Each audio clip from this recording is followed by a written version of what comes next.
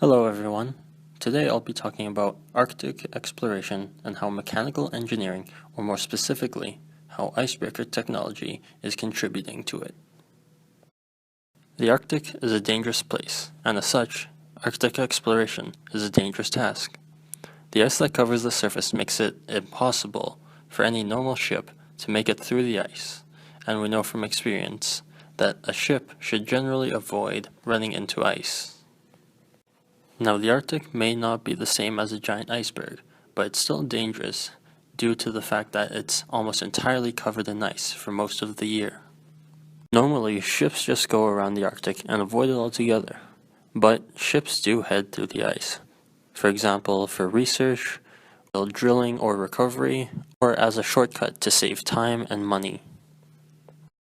This is where icebreakers come in. Fortunately, ice doesn't really bend well, and as such, people were able to build ships capable of breaking through the ice to clear a path for other ships. Icebreakers usually just plow through all the ice, either having the ice break on the hull of the ship or forcing the sheets to go under the ship, breaking them from the sheer weight of the ship.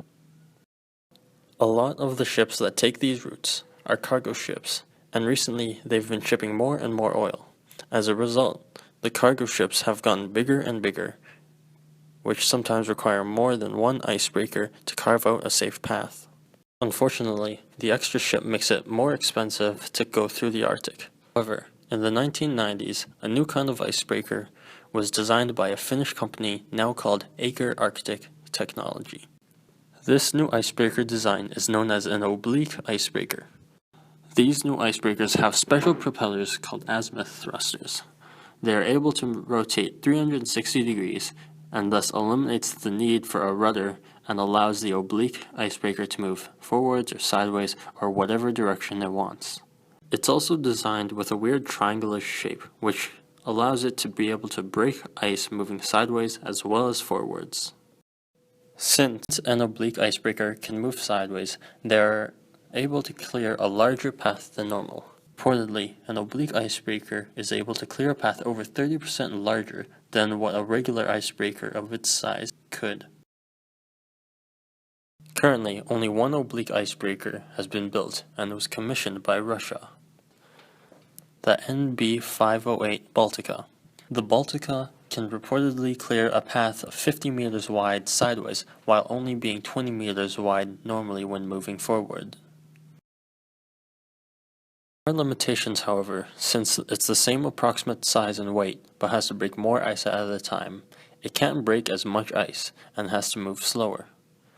Ice in the Arctic can reach up to 2 meters or 6 feet thick, but the Baltica can only move through ice up to 1 meter or 3 feet thick at about 3 knots in either direction. But 3 knots equates to about 5 or 6 kilometers per hour, which is somewhat faster than walking speed. Still, experts say its pros outweigh the cons, and so the Baltica was approved to be built and tested. Due to climate change and the melting of polar ice caps, Arctic ice is getting thinner. This could potentially allow the NB508 Baltica and other future oblique icebreakers to sail through the Arctic in the future. Recently, the NB508 Baltica has finished its testing and now operates out of the St. Petersburg, Russia harbor as an emergency rescue ship.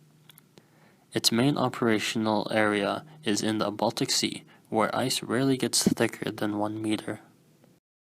In summary, I've discussed how ice in the Arctic can be dangerous, yet there are still several reasons to make the journey. Currently, the main driving force is to open better trade routes, but with new shipping requirements. New icebreakers have to be developed in order to better navigate through the Arctic, which will create paths for future development. The main breakthrough technology discussed was the oblique icebreaker, the NB508 Baltica, which was approved for operation recently.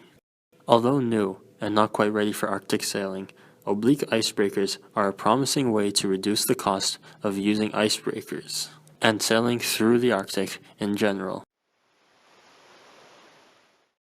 Thanks for watching.